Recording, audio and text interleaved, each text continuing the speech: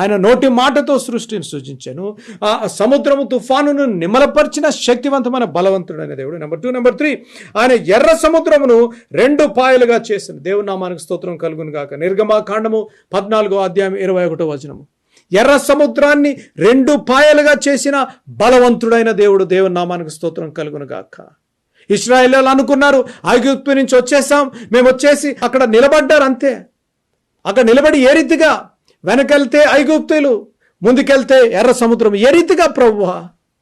కొంతమంది అనుకొని ఉండుంటారు అక్కడే బానిసత్వంలోనే బాగుండుంటేది, ఊరికన్నా మనం ఇక్కడికి వచ్చామని. కొంతమంది, నేను ఇంకో మాట చెప్పాలి, కొంచెం లోతైన సత్యం. దేవుడు మిమ్మల్ని పరీక్షిస్తున్నప్పుడు, నా మాట వినాలి, చాలా ఆధ్యాత్మిక సత్యం.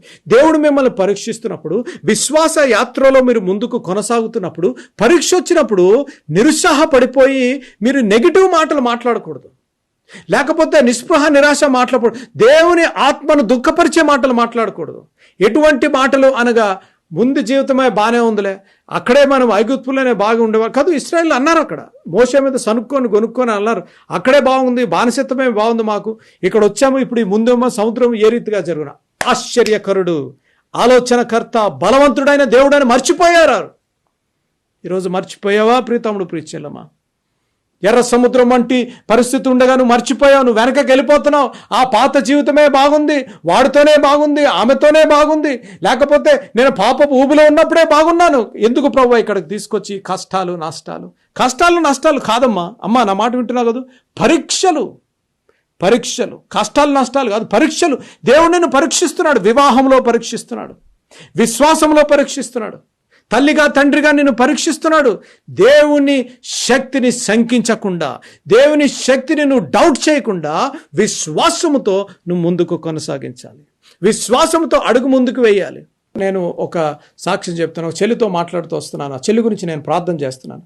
ఆ చెల్లి వివాహంలో మోసపోయింది. ఒక నెలలో మోసపోయింది.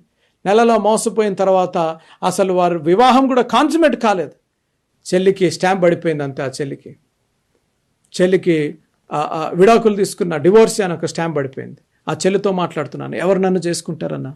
నాకు స్టాంప్ పడిపోయింది, నా జీవితం ఈ రీతిగా అయిపోయింది అని అంటున్నప్పుడు ఆ చెల్లికి నేను టెక్స్ట్ ద్వారా ఒక మాట చెప్పాను. అమ్మ, దేవుడు జీవితాన్ని కట్టే దేవుడు, జీవితాన్ని మార్చే దేవుడే కాదు. అమ్మ, నా మాట వింటున్నావు కదా? జీవితాన్ని మార్చే దేవుడే కాదు, జీవితాన్ని కట్టే దేవుడు నువ్వు నేను సేవిస్తున్న దేవుడు. దేవుని నామానికి స్తోత్రం కలుగును గాక. బలవంతమైన దేవుడు, శక్తివంతమైన దేవుడు.